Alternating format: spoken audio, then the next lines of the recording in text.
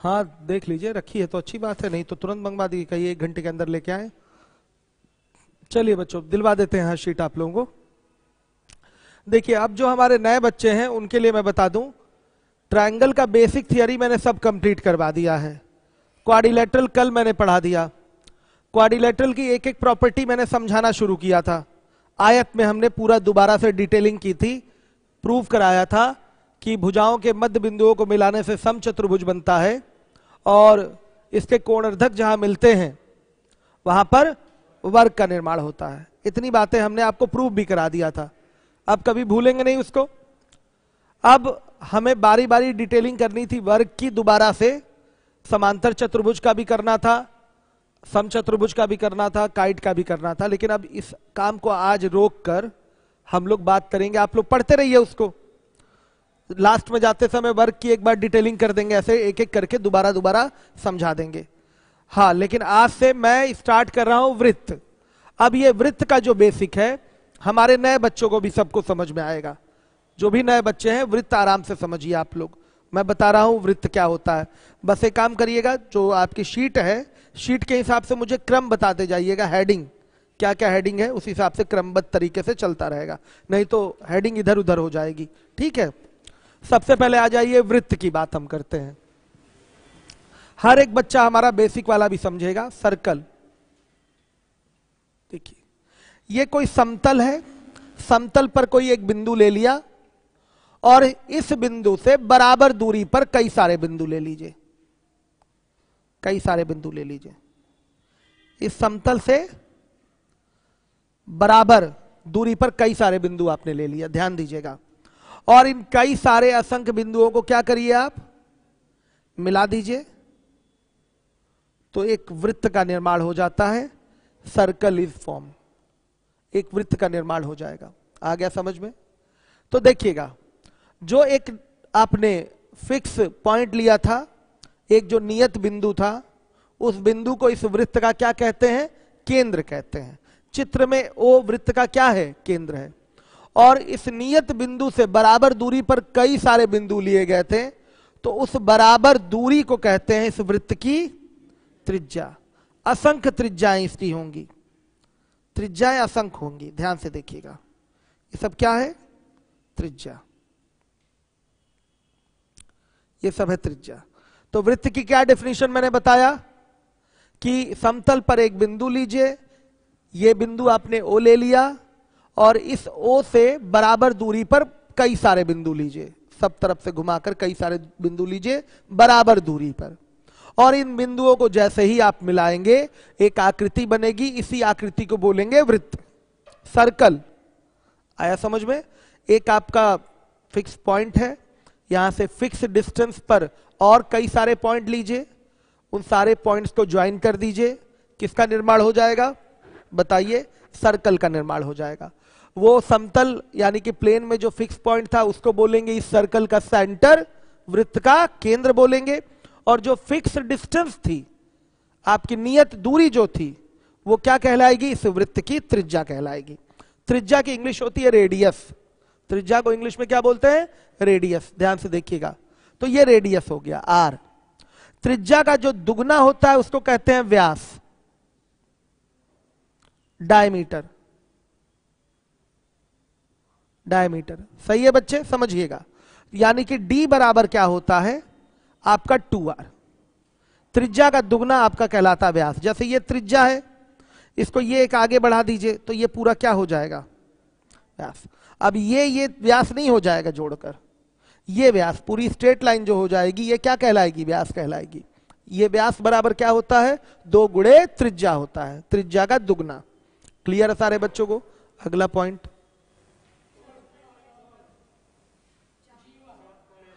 चापकड़ या जीवा। देखिएगा क्या होता है चापकड़ या जीवा, चापकड़ या जीवा, इंग्लिश इसकी होती है कॉर्ड, CHORD, कॉर्ड। जैसे कोई सर्कल है, ध्यान दीजिएगा, ये जो बाउंड्री दिखाई दे रही है ये इसकी क्या कहलाती है, परिधि। इसको क्या बोलते हैं, परिधि, समझ लीजिएगा। ये जो बाउंड्री है इसको क्या बोलेंगे, परिधि, इंग्लिश में बोलते हैं सरकमफरेंस। आ गया समझ में, सरकमफरेंस। तो परिधि पर स्थित कोई भी दो बिंदु है, कोई भी दो बिंदु है, ध्यान से देखिए, उन बिंदुओं को मिला देंगे तो मिलाने वाली रेखा क्या कहलाएगी, इस वृत्त की जीवा कहलाएगी, कॉर्ड कहलाएगी। आ गया समझ में, ये वृत्त की क्या है, जीवा। इसका हिंदी में एक और नाम होता है चाप कर्ण।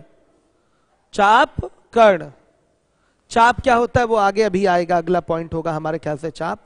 चाप इसको कहते हैं, और इसकी ये जो एक रेखा खींच दी गई है इस तरह से, ये इसका क्या हो जाएगा, कर्ण हो जाएगा। चाप कर्ण इसको कहते हैं, ठीक है, या इसी को क्या बोलेंगे, जीवा। चित्र में ए बी क्या है, जीवा है, वृत्त की जीवा। जीवा की परिभाषा क्या है, वृत्त पर स्थित दो बिंदुओं को मिला दीजिए, दो बिंदुओं को मिलाने वाली रेखा क्या कहलाएगी, आपकी वृत्त की जीवा कहलाएगी। बाहर नहीं निकलेगा, यहीं तक रहेगा, ये है जीवा। या वृत्त की परिधि पर, ऐसे भी डेफिनेशन दिया जा सकता है, वृत्त की परिधि यानी कि सरकमफरेंस, बाउंड्री इसकी, बाउंड्री क्या कहलाएगी, सरकमफरेंस, परिधि। 2 पाई आर होता है, कई लोग जानते भी होंगे। कितने लोग नहीं जानते कि परिधि बराबर 2 पाई आर होता है, हाथ उठाइए।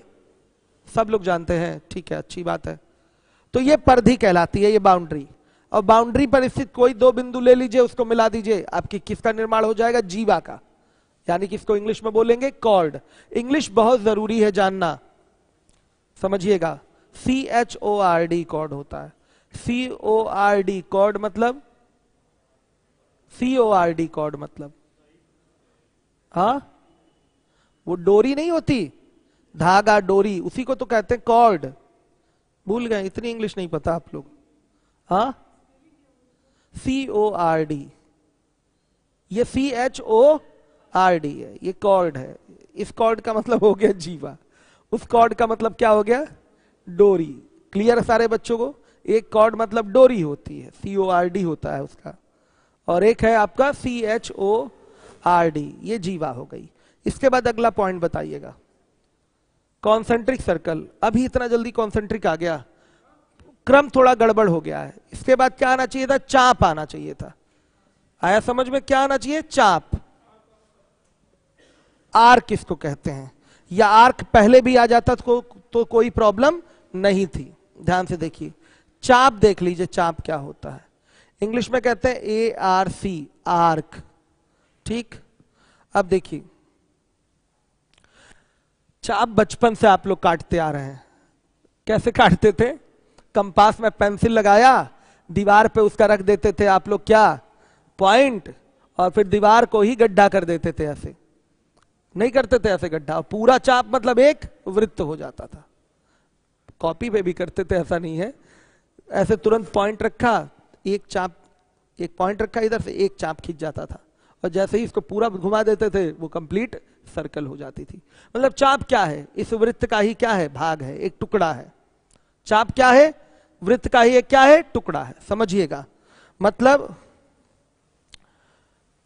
इस परिधि का एक सतत टुकड़ा कह लीजिए, कॉन्टिन्यूअस आपका एक पीस हो गया, ये क्या हो गया, एक चाप हो जाता है। जैसे ये देखिए, ये एक टुकड़ा उठा लिया आपने, AB, ध्यान से देखिए, ये AB हो गया।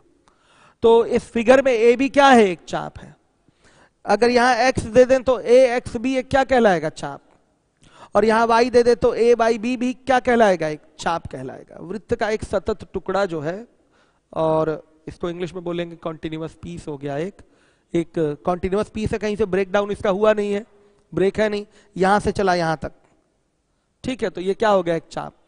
यहां से चला यहां तक, तो ये भी क्या हो गया, एक चाप। यहां कहीं C है तो BC भी एक क्या हो गया, चाप। यहां कहीं F है तो CF भी क्या हो गया, एक चाप, कहीं बीच में नहीं ब्रेक हो रहा है, तो ये क्या हो गया, एक चाप। मतलब ये होता है आपके परिधि का ही एक भाग। कंप्लीट चाप का मतलब क्या हो गई, पूरी परिधि यानी कि पूरा वृत्त, पूरा वृत्त, समझिए इस चीज को। तो चाप यानी कि आर्क, क्लियर हो गया आप लोगों को। वहीं से इसका नाम देखिए पड़ा था चाप कर्ण। ये अगर चाप है तो इसके पॉइंट्स को मिला दीजिए, एक रेखा खींची जाएगी, यही क्या कहलाएगी, चाप का कर्ण, यानी कि चाप कर्ण।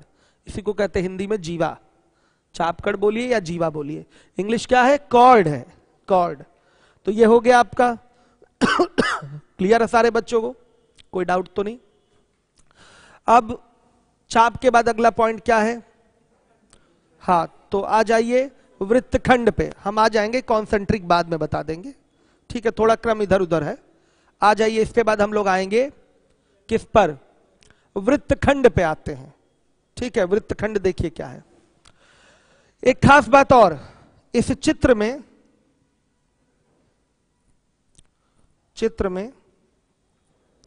AXB जो है, इसके ऊपर ऐसे चाप बना दीजिए। क्या है? लघु चाप है, लघु चाप, इसको कहते हैं माइनर आर्क है। और AYB जो है, इसके ऊपर देखिए ऐसे चाप लगा देंगे, ये रेखा नहीं है, ये क्या है? चाप है, तो चाप का चिन्ह लगा दीजिए, ये चाप का चिन्ह होता है। तो AYB क्या है? दीर्घ चाप है, दीर्घ चाप है। इसको मेजर आर्क कहते हैं, मेजर आर्क कहते हैं। क्लियर है? ये यहां मिटा दीजिए, C और F साफ दिखेगा ना फिर आपको। ये छोटा चाप है ना बच्चों, AXB क्या है? छोटा चाप है। AYB क्या है? बड़ा चाप है। नए नए बच्चे समझिए इसको, देखिए, ये ना सोचिए कि ज्योमेट्री छूटी है आपकी। आज से नया टॉपिक स्टार्ट हुआ ना, सर्कल का बेसिक, तो यहां से ये चीज समझ में आनी चाहिए आपको। पीछे का जो बेसिक है आप यूट्यूब से कवर करिए, उसके बाद भी पर्सनल ट्यूशन ले लीजिए, वहां एक्सपर्ट रहते हैं। 8 बजे आकर आप लोग पर्सनली पूछिए वहां एक्सपर्ट से। ये हो गया बच्चों, चाप क्लियर है। जीवा क्लियर हो गया, जीवा क्या होती है? चाप भी क्लियर हो गया, यस। डायमीटर, सुनिए, वृत्त की सबसे बड़ी जीवा वृत्त का क्या होती है? व्यास ही होती है, याद रखिएगा। वृत्त की, ये पॉइंट लिखा हुआ होगा, ये थियरी में लिखा होगा, वृत्त की सबसे बड़ी जीवा वृत्त का क्या होती है? व्यास होती है। हर एक बच्चा देखेगा, वृत्त की सबसे बड़ी जीवा वृत्त का व्यास होती है, क्योंकि जीवा बनता कैसे है, ध्यान से देखिएगा। सर्कल पर 2 पॉइंट है, उसको मिला दीजिए। मान लिया एक पॉइंट यहां है, एक पॉइंट यहां है, मिला दिया। ये कहां से जा रहा है? सेंटर से जा रहा है। अगर कोई रेखा केंद्र से जा रही है तो वो जीवा कहलाएगी। आया समझ में? सॉरी, वो व्यास कहलाएगी। और चूंकि ये वृत्त की परिधि पर 2 बिंदुओं पर भी जाकर मिली है, इसलिए क्या है? ये जीवा भी है। तो वृत्त की सबसे बड़ी जीवा क्या होगा? इससे बड़ी जीवा कोई हो ही नहीं सकती। वृत्त की सबसे बड़ी जीवा वृत्त का व्यास होती है। आ गया समझ में? वृत्त की सबसे बड़ी जीवा वृत्त का व्यास होती है, ठीक। अब इससे बड़ी लेंथ कोई नहीं होती वृत्त में। अब जो भी नीचे लाइन खींचेंगे, इससे क्या होगी? छोटी ही होगी। इसके ऊपर खींचेंगे तो सब क्या होगी? छोटी ही होगी। सबसे बड़ी जीवा वृत्त का क्या होती है? व्यास होती है, डायमीटर होती है। मतलब आपका लॉन्गेस्ट कॉर्ड क्या है? लॉन्गेस्ट कॉर्ड क्या है? डायमीटर होता है। क्लियर है? सबसे बड़ी जीवा क्या है आपकी? क्या है? डायमीटर है, व्यास है। तो आपको जीवा समझ में आया, चाप भी समझ में आ गया। चाप 2 टाइप के, कौन कौन से? माइनर और मेजर, लघु और दीर्घ। याद रखिएगा, लघु और दीर्घ 2 चाप है, माइनर और मेजर, दिमाग में रहे आपके। अब हम इसके बाद आएंगे, इसके बाद हम आ जाएंगे वृत्तखंड में। आइए देखिए, शनि कुमार कह रहे हैं स्मॉलेस्ट कॉर्ड लिमिट नहीं है, कह रहे हैं सबसे छोटी जीवा, तो कोई इसकी लिमिट नहीं है, ज्ञात नहीं कर सकते सबसे छोटी जीवा क्या है। सबसे बड़ी जीवा तो व्यास है, लेकिन सबसे छोटी अब क्या पता। ये कितना है, निकाल पाएंगे क्या? ये कितना है, ये कितना, मतलब इससे और छोटा और छोटा और छोटा, इनफाइनाइटली स्मॉल, नहीं पहुंच पाएंगे, ज्ञात नहीं कर सकते। तो सबसे छोटी जीवा ज्ञात नहीं हो पाएगी शनि कुमार, लेकिन सबसे बड़ी जीवा क्या है? वृत्त का व्यास है, ठीक है। अब आइए वृत्तखंड, इसको इंग्लिश में कहते हैं सेगमेंट ऑफ द सर्कल। देखिए क्या है सेगमेंट, किसको कहते हैं, ठीक है। देखिएगा, ये रोटी है, इस तरीके से काट देंगे इसको, रोटी को, तो ये टुकड़ा जो आएगा आपके हाथ में, या ये टुकड़ा जो आपके हाथ में आएगा, इसी को क्या कहते हैं? सेगमेंट कहते हैं। क्या कहते हैं? सेगमेंट। रोटी आपका सर्कुलर है, मान लिया वृत्ताकार रोटी है, आप इस तरीके से इसको काट देंगे। आया समझ में? तो ये पार्ट एक बना, एक पार्ट ये बना, तो रोटी के यही दोनों पार्ट क्या कहलाएंगे? सेगमेंट। आया समझ में? रोटी का खंड आया समझ में? वृत्त का खंड, वृत्तखंड यानी कि सेगमेंट कहलाएंगे। तो सेगमेंट का निर्माण बेटा कैसे हो रहा है बताइएगा, बताइए। जीवा और चाप द्वारा, जीवा और चाप द्वारा घिरा हुआ क्षेत्र क्या कहलाएगा आपका? वृत्तखंड कहलाएगा। जीवा, ये भी जीवा है और ये चाप है, तो जीवा और चाप द्वारा घिरा हुआ जो खंड है वो क्या कहलाएगा आपका? वृत्तखंड कहलाएगा। वृत्तखंड भी दो टाइप के होते हैं, एक होता है लघु वृत्तखंड और एक होता है दीर्घ वृत्तखंड। लघु का मतलब छोटा, तो छोटा इसमें से कौन है? नीचे वाला, तो इसको कहेंगे लघु वृत्तखंड यानी कि माइनर सेगमेंट। इतनी इंग्लिश आनी चाहिए बच्चों, आपको नहीं आएगी तो बहुत गलत होगा आपके साथ। ये माइनर सेगमेंट है, क्लियर है? इतना आपको पढ़ना पड़ेगा, मतलब ये हिंदी थियरी के साथ इंग्लिश आपको पढ़ना ही पढ़ना है। अब इसको हिंदी में क्या बोलेंगे? लघु वृत्तखंड। और ये ऊपर वाला क्या है आपका? दीर्घ वृत्तखंड यानी कि मेजर सेगमेंट। इसको क्या बोलेंगे? Major segment. मान लिया इसको छायांकित कर दें हम, शेडेड पार्ट इसका दिखा दें, तो चित्र में छायांकित भाग आपका लघु वृत्तखंड है और अछायांकित भाग दीर्घ वृत्तखंड है। क्लियर है? चित्र में छायांकित भाग जो है वो लघु वृत्तखंड है और लघु वृत्तखंड मतलब minor segment of the circle है, और अछायांकित भाग major segment of a circle है। तो ये सेगमेंट कैसे बनता है समझ गए? रोटी का टुकड़ा है, सीधे इस तरह से काट दीजिए, दो टुकड़े इस तरह से हाथ में आएंगे, समझ में आया? ये क्या होगा आपका बताइए? ये सेगमेंट होगा। जैसे रोटी मोड़ कर ऐसे काट दिया, अगर ऐसे भी काट दें तो ये जो दो टुकड़े हाथ में आएंगे वो क्या कहलाएंगे? क्या कहलाएंगे? सेगमेंट ही कहलाएंगे, सेगमेंट ही कहलाएंगे। समझ में आया? ऐसे काट दिया तो अब इस तरह के ये टुकड़े मिलेंगे, तो ये क्या कहलाएंगे? गलत। ये क्या कहलाएंगे? ये सेक्टर कहलाएंगे। आया समझ में? ये सेगमेंट नहीं है, क्योंकि ये टुकड़ा जो बना है वो जीवा द्वारा नहीं बना है, देख लीजिए, रेडियस द्वारा बना हुआ है। ये आपका सेगमेंट नहीं है, ये सेक्टर है। इसकी चर्चा अब हम करने जा रहे हैं। यही आपका सेगमेंट है, मतलब जीवा द्वारा कटा हुआ खंड क्या होगा आपका? जीवा द्वारा कटा हुआ खंड ही आपका वृत्तखंड होगा। जबकि यहां देख लीजिए त्रिज्याएं हैं, ये त्रिज्या द्वारा कटा हुआ खंड है ये आपका, तो ये क्या होगा? सेक्टर होगा, त्रिज्यखंड इसको बोलेंगे। मैं उसकी चर्चा करने जा रहा हूं, ध्यान से देखिएगा। त्रिज्यखंड,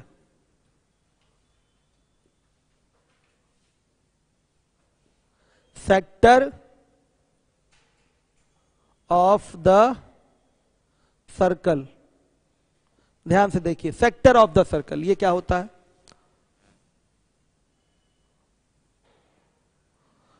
रोटी है, उसको ऐसे काटिए, काट सकते हैं कि नहीं? डिजाइन में काट सकते हैं? बता दीजिए, दोनों टुकड़े अलग हो गए। तो एक टुकड़ा ये हुआ, इसका निर्माण कैसे हुआ है? चाप और त्रिज्याओं द्वारा, चाप और त्रिज्याओं द्वारा। देख लीजिएगा, तो आप मोटी भाषा में कह सकते हैं त्रिज्या द्वारा, वृत्त में त्रिज्या द्वारा कटा हुआ खंड क्या कहलाएगा? त्रिज्यखंड कहलाएगा। देख लीजिए, चाप और त्रिज्याओं द्वारा निर्माण हुआ है किसका? त्रिज्यखंड का। ये त्रिज्यखंड है, इसको वृत्तखंड नहीं बोलेंगे। आया समझ में? ये वृत्तखंड नहीं बोलेंगे। आप कहेंगे सर इस तरह से तो ये भी त्रिज्या है और ये भी त्रिज्या है, तो त्रिज्याओं द्वारा इस खंड का निर्माण हुआ है, तो ये भी तो त्रिज्यखंड हो गया। नहीं, ये क्या हो जाएगा? ये व्यास हो जाएगा। आया समझ में? इसको क्या बोल देंगे? डायमीटर हो गया, ये व्यास हो गया, तो नाम बदल जाएगा इसका। ठीक है, ये त्रिज्यखंड नहीं है। ये क्या? सेमी सर्कल एक और नाम पड़ेगा उसका, अर्धवृत्त, उसकी चर्चा हम बाद में करेंगे, आगे आएगा भी उसका नंबर। देखिए, तो त्रिज्याओं द्वारा कटा हुआ खंड क्या हो गया? त्रिज्याओं और ये आपका चाप द्वारा कटा हुआ खंड क्या हो गया? त्रिज्यखंड। त्रिज्यखंड में भी आपके दो होते हैं। यस विवेक यादव, अगर सर इक्वल में डिवाइड करें तब कैसे डिसाइड करेंगे? इक्वल में डिवाइड करें मतलब शायद इनका सवाल हाँ, ये लीजिए, ये भी सेगमेंट है। आप इक्वल में डिवाइड करने का मतलब क्या कह रहे हैं? वो बताया तो था, अभी मैंने बताया था फिगर बना के। अगर आप इक्वली डिवाइड करें तो भी ये सेगमेंट है, लेकिन बाद में इसका नाम क्या पड़ जाएगा? अर्धवृत्त, सेमी सर्कल। आया समझ में? नाम क्या पड़ जाएगा? अर्धवृत्त। वृत्त का आधा हो गया सेमी सर्कल, उसकी चर्चा होगी अभी बाद में। चलिए हो गया। अब देखिए ये है त्रिज्या और ये चाप द्वारा कटा हुआ खंड त्रिज्य खंड कहलाएगा। इसमें भी त्रिज्य खंड दो होते हैं। ये आपका माइनर सेक्टर हो गया,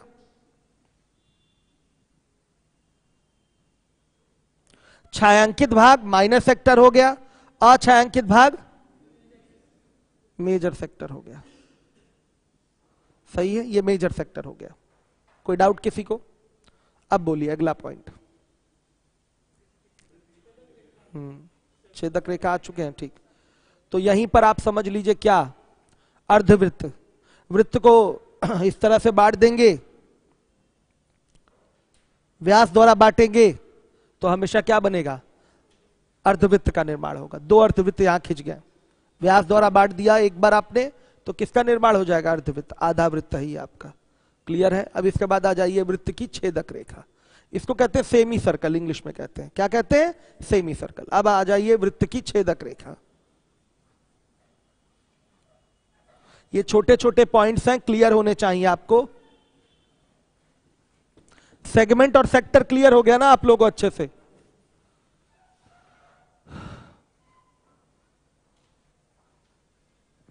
चलिए देखिएगा, वृत्त की छेदक रेखा।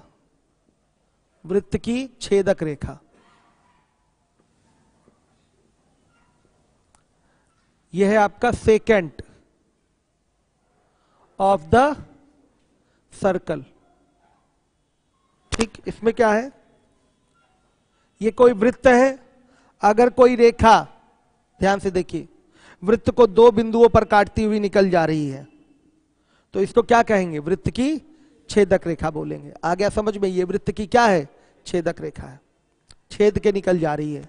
अगर कोई रेखा वृत्त को दो बिंदुओं पर काटती हुई निकल जाए तो ये क्या है? छेदक रेखा। सेकेंड ऑफ द सर्कल है, सेकेंड ऑफ द सर्कल है।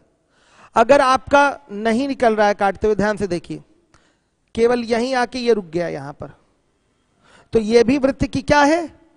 छेदक रेखा है। समझिएगा, ये भी वृत्त की क्या कहलाएगी? छेदक रेखा। क्लियर है? अगर कहीं केवल ये बोल दिया गया, क्या ये छेदक रेखा है? ये, तो इसको तो हम जीवा बोलते हैं ना। अगर कहीं इसको छेदक रेखा बोला गया है तो फाइनली इसका नाम क्या होगा? जीवा ही होगा। अगर इसको कह रहा है ए भी वृत्त की छेदक रेखा है और ए और बी वृत्त पर बिंदु है, इसका मतलब इसका अर्थ निकल के क्या आ रहा है? ये छेदक रेखा हमारी वृत्त की जीवा है। ये छेदक रेखा हमारी वृत्त की क्या है? जीवा है। क्लियर है सारे बच्चों को? छेदक रेखा की एग्जैक्टली डेफिनेशन क्या हुई? अगर कोई रेखा वृत्त को काटती हुई निकल जाए तो वृत्त की क्या है? छेदक रेखा है। आ गया समझ में? वृत्त की छेदक रेखा हो गई।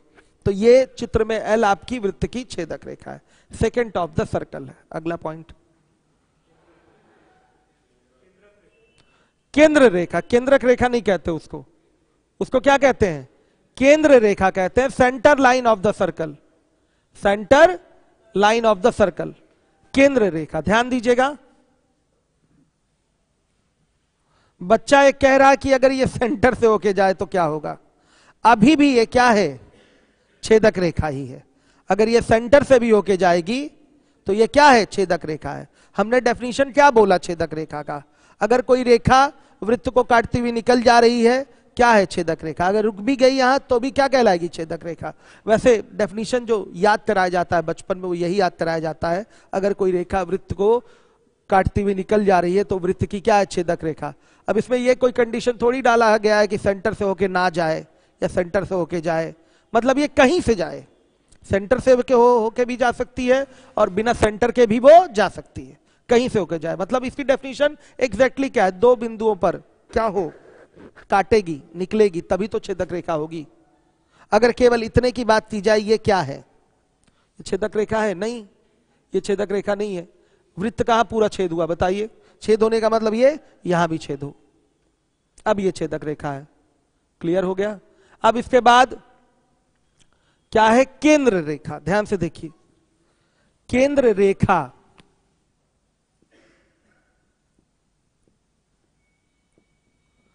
Centre line of the circles हो जाएगा ना यहां पर, क्यों, दो वृत्त लिए जाएंगे ना यहां पर, सर्कल्स हो जाएगा। ध्यान दीजिएगा, थोड़ी बहुत अगर कहीं स्पेलिंग एरर हो शीट में तो करेक्ट कर लीजिएगा। देखिए ध्यान से, सही है, ठीक है ठीक है। एक वृत्त ये है, एक वृत्त ये है, इसका सेंटर ए है, इसका सेंटर बी है। अगर कोई रेखा इनके सेंटर को मिलाती है, ध्यान से देखिए, अगर कोई रेखा इनके सेंटर्स को ज्वाइन करती है तो केंद्रों को मिलाने वाली रेखा क्या कहलाएगी, केंद्र रेखा कहलाएगी।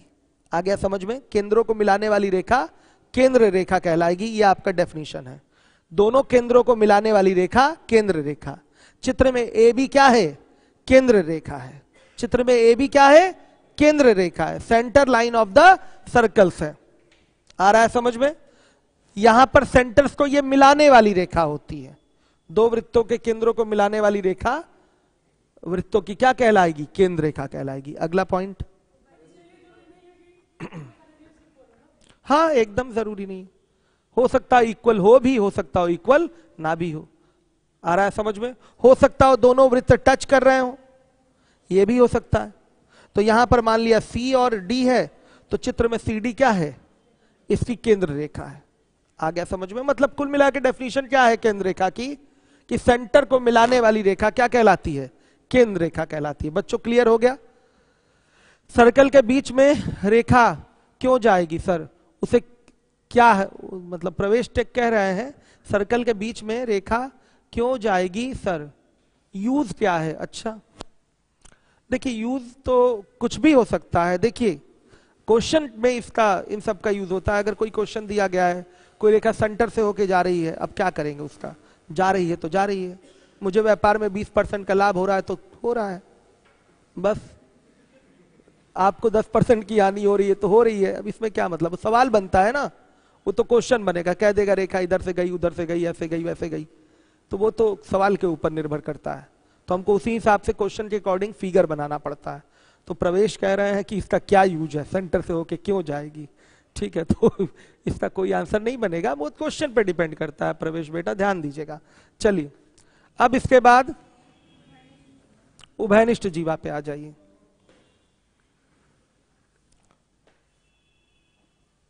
उभयनिष्ठ जीवा, इसको क्या कहते हैं, कॉमन कॉर्ड। ठीक, देखिए ये दो वृत्त हैं, जब ये दोनों प्रतिच्छेद करेंगे तो प्रतिच्छेदी वृत्त कहलाएंगे। ये दोनों वृत्तों को क्या बोलेंगे, प्रतिच्छेदी वृत्त, इंटरसेक्टिंग सर्कल्स बोला जाएगा।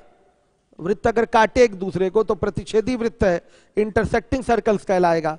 अब ये इसका कॉमन पार्ट हो गया, तो देखिएगा यहां से यहां तक रेखा मिला दें तो ए बी इसकी क्या कहलाएगी, कॉमन कॉर्ड कहलाएगी।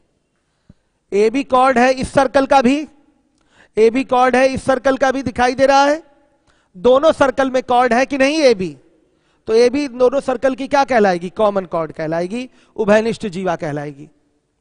है समझ में, क्या कहलाएगी, उभयनिष्ठ जीवा।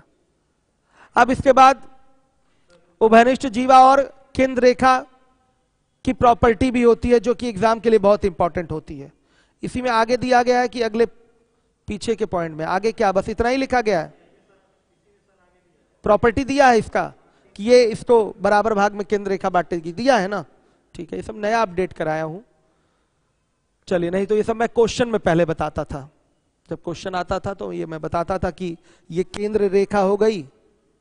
अब केंद्र रेखा इसको क्या करेगी, दो बराबर भागों में बांटेगी, ये मैं बताता था, क्वेश्चंस में ही बताता था। हाँ 90 डिग्री पर, ठीक है। तो इसकी चर्चा हम डिटेल में कर दें। यहां पर आप कुछ कह रहे थे पहले, उस पर बात कर लें। देखिए फिगर थोड़ा सा टेढ़ा टाइप का हो गया है, अब अच्छा फिगर बनाएंगे। देखिए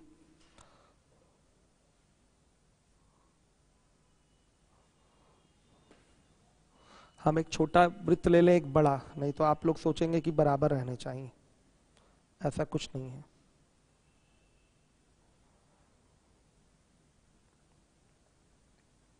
हर एक बच्चा देखे, साफ साफ देख लीजिए आप लोग। ये ए है, ये बी है, ये सी है, ये डी है, ये पी है। प्रॉपर्टी क्या कह रहा है, ये तो सी डी आपकी कॉमन कॉर्ड हो गई, और ए बी क्या हो गया, central line of the circles हो गया। तो ये central line of the circle जो है, केंद्र रेखा है, इस कॉमन कॉर्ड को 90 डिग्री पर 2 इक्वल पार्ट में डिवाइड करता है। मतलब सीधे सीधे सीपी बराबर क्या आएगा, पीडी आएगा। इस चीज को दिमाग में रखिए हमेशा, चाहे वृत्त छोटे हो, दोनों मतलब एक छोटा हो एक बड़ा हो, या दोनों बराबर आपके त्रिज्या के हो, बराबर साइज के वृत्त हो, तो भी ये चीज यहां लागू होती है। कभी भी केंद्रों को मिलाने वाली रेखा खींचेंगे तो वो कॉमन कॉर्ड को 2 इक्वल पार्ट में डिवाइड करेगा। ये आपका हमेशा इक्वल पार्ट में नहीं डिवाइड होगा। एपी बराबर पीबी हमेशा के लिए नहीं बोलेंगे, एपी बराबर पीबी भी बोलेंगे कब, जब दोनों वृत्त समान त्रिज्या के हों। आया समझ में, उसका भी केस आएगा। तो वो तो एक आइडियल केस है, तो क्वेश्चन में ही क्लियर करेंगे उसको हम लोग। जनरल केस हम लोग पढ़े। जनरल केस क्या है कि आपका जो ए बी है, ए बी आपका सी डी को 2 बराबर भाग में बांटेगा, वो भी कितने डिग्री पर, 90 डिग्री पर बांटेगा, ध्यान रखिएगा। तो सीपी बराबर क्या होगा, पीडी होगा। बहुत इंपॉर्टेंट चीज है ये, सीपी बराबर पीडी होगा। प्रूव कैसे कर सकते हैं, ये फिगर बना है कि नहीं, उसमें बना है ना, ठीक है। अब ये प्रूव कैसे कर सकते हैं, ध्यान से देखिएगा। यहां से बेटा यहां इसको मिला देंगे, ये इसकी त्रिज्या होगी, यहां से इसको मिला देंगे, ये इसकी त्रिज्या होगी, यहां से इसको मिलाएंगे, ये बड़े वाले वृत्त की त्रिज्या, यहां से इसको मिला देंगे, ये भी बड़े वाले की त्रिज्या। कुछ दिखाई दे रहा है कैसा बन रहा है ये फिगर, काइट बना। काइट, कल काइट क्वाड्रिलेटरल के बारे में डिस्कशन हुआ था कि नहीं, काइट के बारे में हमने कल डिस्कशन किया था। मैंने बोला था कि इसके एडजेसेंट पेयर जो होंगे वो इक्वल होंगे, ये बराबर इसके, ये बराबर इसके, हो गया काइट, हो गया काइट। और काइट में एक खास प्रॉपर्टी बताया गया था कि आपका ये जो डायगोनल होगा, इस डायगोनल को 2 इक्वल पार्ट में डिवाइड करेगा, बताया गया था ना ये चीज। आया समझ में, कोई डाउट आ गया समझ में। इसी से सीधे प्रूव हो गया सीपी बराबर क्या, पीडी। काइट से ही देखकर आप बता सकते हैं कि ये सीपी बराबर क्या है, पीडी है।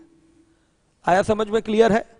तो क्या है यहां प्रॉपर्टी, जनरल केस की बात हो रही है कि अगर 2 वृत्त प्रतिच्छेद कर रहे हैं, उनका कोई एक कॉमन कॉर्ड है, तो कॉमन कॉर्ड को centre line of the circles equal part में 90 डिग्री पे डिवाइड करेंगे। क्लियर हुआ ये चीज। आप न्यू स्टूडेंट हैं, आपको समझ में आ रहा है, नहीं आ रहा है?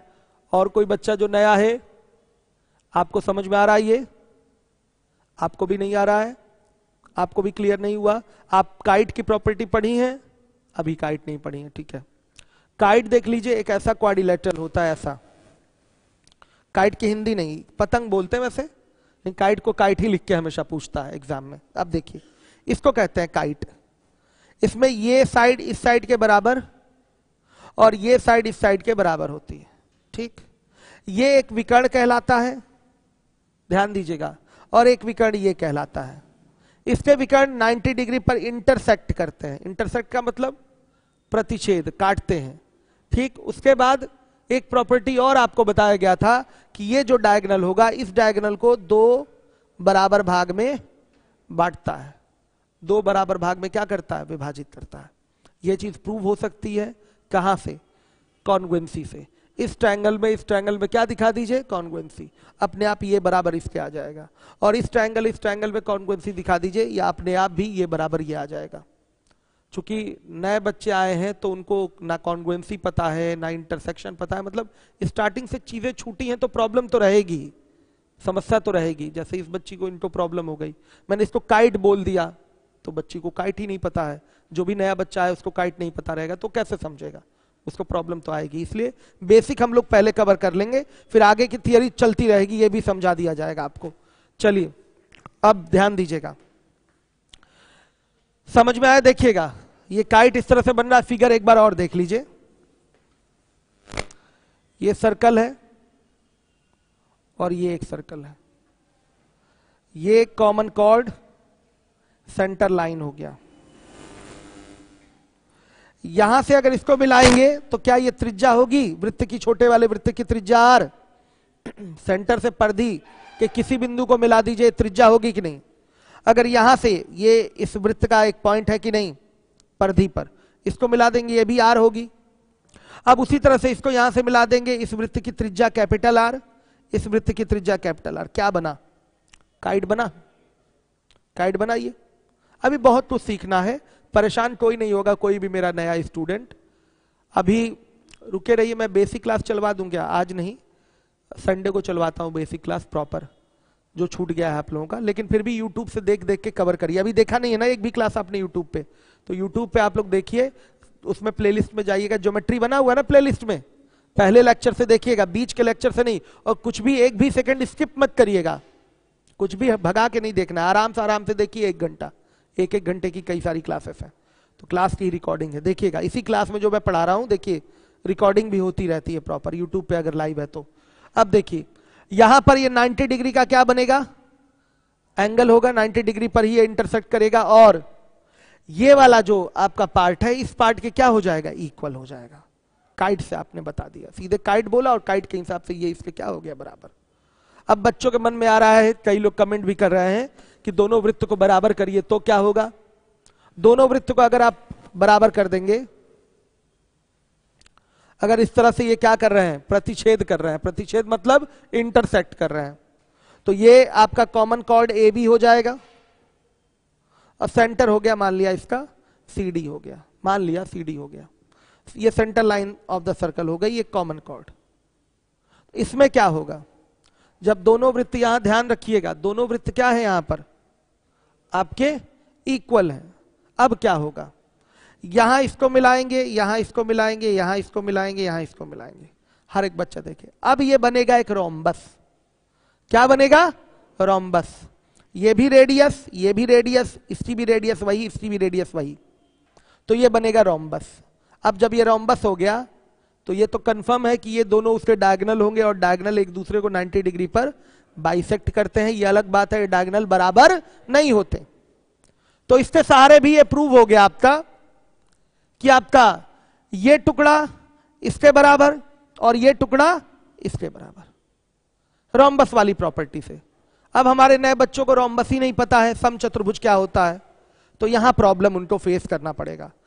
अब ये समस्याएं जल्दी ही दूर हो जाएंगी, चूंकि मुझे नए बैच में ही आप लोगों को लेके चलना है, इसलिए ये सारी चीजें थोड़ा आप प्रयास करिए, थोड़ा हम आपके लिए कर लेंगे प्रयास, तो पुरानी जो छूटी हुई चीजें हैं वो कवर हो जाएंगी। तो आज थोड़ा सा यूट्यूब पे देखना शुरू करिए, पहली दूसरी तीसरी क्लास, 3 घंटे की क्लास आप लोग देख लीजिएगा। शीट बोल दिया है, शीट है कि नहीं वहां थियरी वाली? 20 शीट मंगा लिया ना? हाँ ठीक है, तो शीट अभी मैं थियरी वाली बंटवा दे रहा हूं। बाकी टेलीग्राम ज्वाइन कर लीजिए आप लोग, उसमें शीट है, बायलिंगुअल शीट है, हिंदी इंग्लिश उसमें दोनों है, और ये केवल हिंदी शीट दी जा रही है आपको। चलिए हो गया ये, तो बच्चों का डाउट क्लियर हो गया।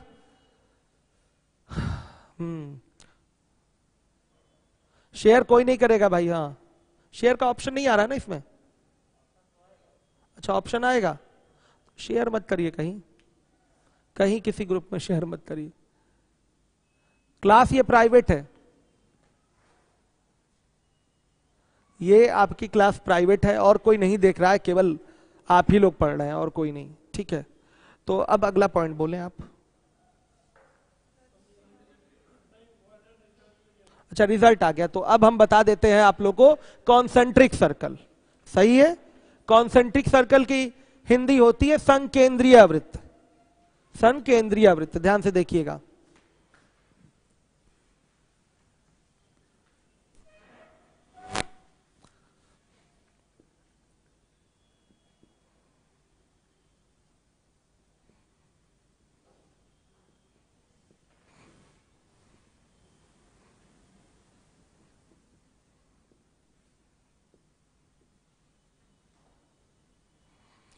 देखिए संकेंद्रीय वृत्त इंग्लिश लिखेंगे, कॉन्सेंट्रिक सर्कल्स इसको लिखेंगे। आया समझ में? देख लीजिए, एक वृत्त ये है, इसका केंद्र ये है, यहां से एक वृत्त और बनाया गया है, इसका केंद्र भी यही है, एक वृत्त और भी बनाया गया है, इसका भी केंद्र यही है, तो ये तीनों वृत्त क्या कहलाएंगे? संकेंद्रीय वृत्त कहलाएंगे, संकेंद्रीय वृत्त कहलाएंगे। क्लियर है? इंग्लिश होती है इसकी कॉन्सेंट्रिक सर्कल। कोई दिक्कत तो है नहीं? समझ गए आप लोग? अब इसके बाद हम लोग कुछ रिजल्ट्स पे बात करेंगे। क्या हेडिंग है? Some important results based on circle, related to circle, ठीक है? तो देख लीजिए, अब हम बात करेंगे चलिए, शिल्पा यादव का क्वेश्चन क्या है सर? बड़े वृत्त के अंदर छोटा वृत्त हो और छोटा वृत्त से होकर बड़े वृत्त के व्यास से होते हुए लाइन जाए, तब उसको क्या कहेंगे? ये देखिए, ए है, ये बी है, ये सी है, ये डी है। आप इसी की बात कर रही हैं और ये ओ है। ध्यान से देखिए शिल्पा, यहां पर ए बी जो है ये बड़े वृत्त का व्यास कहलाएगी, ध्यान से देखिएगा, और सी डी क्या है? आपका छोटे वृत्त का व्यास ही कहलाएगी। समझ में आया? इसका कोई अलग से और नाम नहीं है। दूसरी चीज, अगर यहां से खींच दें, ये मान लिया पी क्यू आर और एस की बात करते हैं, तो पी क्यू जो है बड़े वृत्त की जीवा है और आर एस जो है वो छोटे वृत्त की जीवा है। समझ में आ गया? इसका कोई अलग से नाम शिल्पा नहीं होता। क्लियर हो गया? डाउट क्लियर है सभी बच्चों को? अब आ जाइए, आ जाइएगा सम इंपॉर्टेंट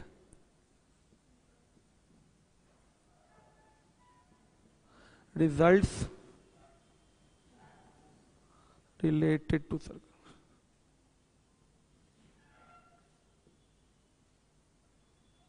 ठीक है बच्चों, देखिए पहला रिजल्ट क्या है, जरा हमको शीट उठा के दीजिए।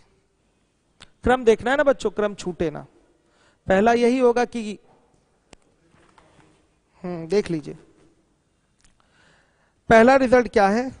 वृत्त के किसी चाप द्वारा वृत्त के केंद्र पर बना कोण, angle subtended by any arc of the triangle on the centre is twice the angle subtended by same arc on the remaining part of the circle or remaining circumference of the circle।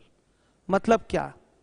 किसी वृत्त के किसी चाप द्वारा केंद्र पर बना कोण उसी चाप द्वारा वृत्त के शेष भाग पर बने कोण का दूना होता है। उसी चाप द्वारा वृत्त के शेष भाग पर बने कोण का दूना होता है। कहां का कोण?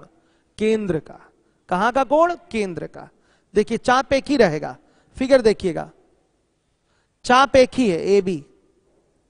ए बी ये सेंटर हो गया ओ, तो ए बी ने सेंटर पे कोण अंतरित किया है। अंतरित करने का मतलब क्या? एक रेखा ए से ओ तक जाएगी और एक रेखा बी से ओ तक जाएगी, तो जो ये कोण बनेगा ए ओ बी, ये बोला जाएगा कि चाप ए बी ने केंद्र पर अंतरित किया है। अंतरित की इंग्लिश होती है सबटेंड करना। क्या करना? सबटेंड करना। तो angle subtended by A B है on centre O. On centre O, O पर जो कोण अंतरित हो रहा है ए बी द्वारा, उसका नाम क्या होगा? ए ओ बी। इस कोण का नाम हम हमेशा बोलेंगे ए ओ बी। हमने आपको सिखाया है पीछे भी कि जिस कोण का नाम लेना है आप उसको हमेशा उसका लेटर बीच में रखेंगे। तो ए ओ बी किस चाप द्वारा बना हुआ कोण है? ए बी द्वारा। अब इसी ए बी द्वारा वृत्त के शेष भाग पर बना कोण क्या होगा वो देखिए आप।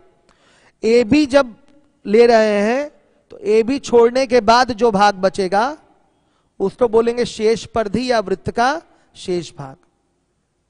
ए बी जब चाप हमने उठा लिया तो जो भाग अब बचेगा वो क्या कहलाएगा? शेष परिधि या शेष भाग कहलाएगा। ध्यान से देखिएगा, तो ए बी द्वारा शेष भाग पर बना कोण क्या होगा? ए से यहां इसके परिधि पर एक रेखा ले जाइए और बी से यहां इसके परिधि पर एक रेखा ले जाइए, तो ये हो गया मान लिया सी। ध्यान से देखिएगा, तो ए सी बी या बी सी ए जो कोण बना है वो परिधि पर बना कोण है या शेष भाग पर बना कोण है। ये किस चाप द्वारा बना है? ए बी चाप द्वारा बना है। तो यहां का कोण अगर बेटा थीटा है तो केंद्र पे बना कोण क्या होगा? 2 थीटा होगा। आया समझ में? यही आपका पहला थियरम है। हर एक बच्चा जिम्मेदारी से देखेगा। क्या मैंने बोला? वृत्त के किसी चाप यानी किसी आर्क द्वारा वृत्त के केंद्र पर बना कोण, मतलब सेंटर पे जो एंगल सबटेंड होगा वो कोण उसी चाप द्वारा, इसी ए बी द्वारा वृत्त के शेष परिधि या शेष भाग पर बने कोण का दूना होता है। आ गया समझ में? और ये मैं गारंटी देता हूं, यहां कमजोर से कमजोर छात्र जो मैथ में एकदम रुचि नहीं रखता होगा उसको भी ये थियरम याद होगा या अब याद आ गया होगा। बचपन में ये पढ़े होंगे, इसको कोई नहीं भूलता। इसको कोई भूलता ही नहीं। नींद में भी आदमी कहता अच्छा ये 30 तो ये 60, ये 10 तो ये 20, तुरंत बोलता है बच्चा। कोई ऐसा बच्चा था जिसको ये नहीं याद था, वो भूल गया था? बोल दीजिए, अब ऐसी कोई बात नहीं है, बता सकते हैं। कितने लोगों को याद था ये? हाथ उठाइए। आप न्यू स्टूडेंट, बच्चियां झूठ नहीं बोलती, सच बताइएगा। या भूल गई थी आप? चलिए, लेकिन अभी आप कुछ देर बाद सोचेंगे कि अरे ये तो मुझे याद था। चलिए ठीक है, याद रहेगा बच्चों, ये बचपन से ही याद होता। बचपन में मैथ पढ़ी है ना आप? 9th-10th मैथ की स्टूडेंट रही नहीं है आप? चलिए, तो थोड़ा सा ज्यादा मेहनत आपको करनी पड़ेगी। अब बच्चों देखिए, इस चीज को हम प्रूव करेंगे। और भी फिगर बनाए इसके लिए हम। देखिए, ऐसे भी फिगर हो सकता है। ये देखिए, ये अल्फा तो ये 2 अल्फा। अब देखिए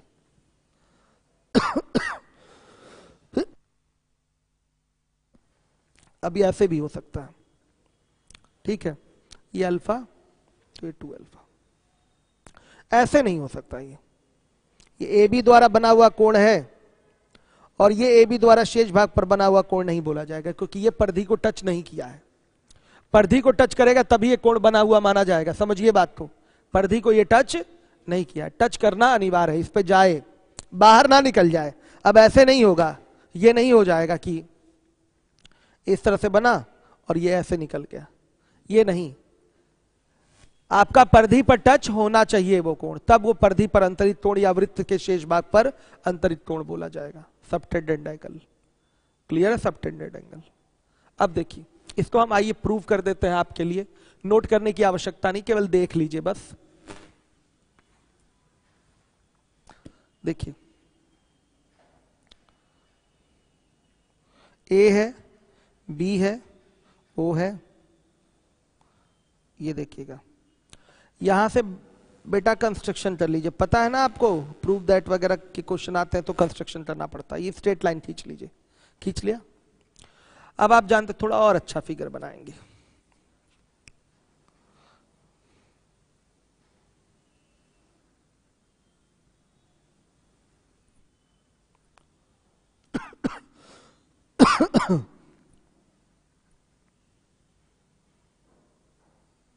सही है? यहां से इसको मिला दीजिए, ठीक। अब मैं आपसे जानना चाहता हूं, ये त्रिज्या है तो बेटा ये भी त्रिज्या होगी, और ये त्रिज्या है तो ये भी त्रिज्या है। कोई डाउट? ये कोण अगर मैं अल्फा ले लूं इस त्रिभुज में, तो ये कोण क्या लेना पड़ेगा? बीटा। भाई ये जर्नल फिगर है ना, तो इसको अल्फा नहीं बोल सकते। इसको क्या लेना पड़ेगा? इसको लेना पड़ेगा बीटा। क्लियर है? ये अल्फा तो ये बीटा। अल्फा अल्फा मत ले लीजिएगा, किसी स्टैंडर्ड फिगर में होता है कि दोनों कोण क्या होते हैं? बराबर हो जाते हैं, लेकिन हम जर्नल फिगर की बात करते हैं। तो ये अगर अल्फा है, ये बीटा माना जाएगा, क्योंकि ये रेखा इसकी कोणार्धक रेखा नहीं है, ना बोला गया है। समझ में आया? हो सकता है स्टैंडर्ड केस में कि ये इक्वल हो जाए।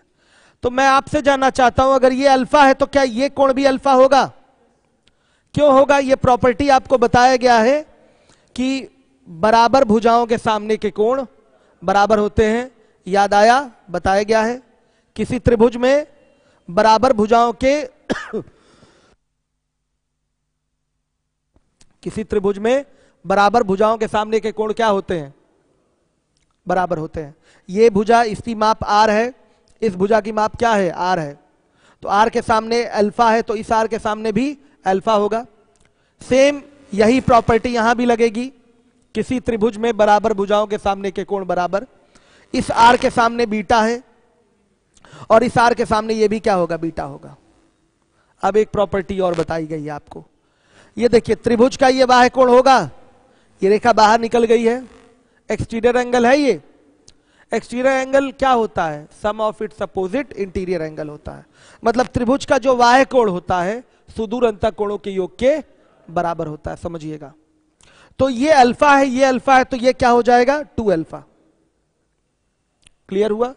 तो उसी तरीके से यहां देख लीजिए, फिगर में आप लिख सकते हैं, ये अल्फा, तो ये क्या होगा? 2 अल्फा। हर एक बच्चा समझे। ये बीटा है, ये बीटा है, तो ये क्या हो जाएगा? 2 बीटा। तो ये कोण टोटल कितना बना? Alpha plus beta. और ये कोण टोटल कितना बना? 2 अल्फा प्लस बीटा। तो हमारी बात यहां प्रूव हो गई। मैंने क्या बोला था? किसी चाप द्वारा केंद्र पर बना कोण उसी चाप द्वारा वृत्त के शेष परिधि या शेष भाग पर बने कोण का क्या होता है, दूना होता है। यह हमारा एक थ्योरम था। आ गया बच्चों सबको समझ में? अब चलिए इसके बाद आ जाइए, एक ही वृत्तखंड के कोण आपस में बराबर होते हैं, यह हमारा अगला थ्योरम है। ये मैं दिखा दूं आपको, एक ही वृत्तखंड के कोण आपस में बराबर होते हैं। शनि कुमार कह रहे हैं सर कल कोचिंग आ जाएं, शीट मिल जाएगी, क्योंकि जब क्लास चलती है तो शीट नहीं शो होता है। ठीक है, हाँ आ जाइए, शीट ले जाइए। शनि शीट मिल जाएगी, आज ही मिल जाएगी, आज ही आके ले जाइए। देखिए, एक ही वृत्तखंड के कोण आपस में बराबर होते हैं। सुनिएगा, ये कितने वृत्तखंड यहां दिखाई दे रहे हैं? 2। तो अगर मैं इस वृत्तखंड की बात करूंगा तो इसमें जितने भी कोण बनेंगे सब के सब क्या होंगे,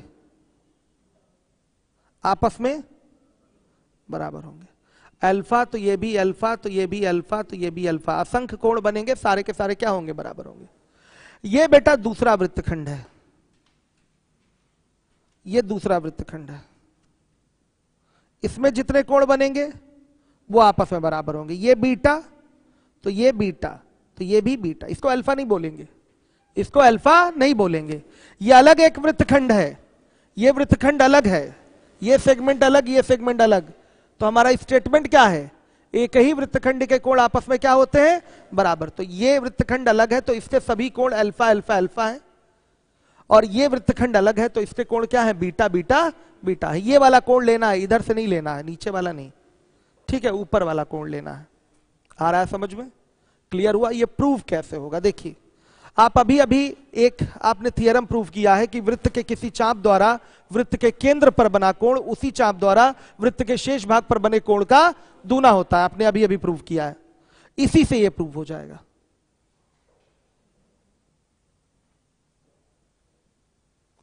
सबको पता है, अगर ये आपका 40 डिग्री का एंगल है तो ये 80 डिग्री का होगा।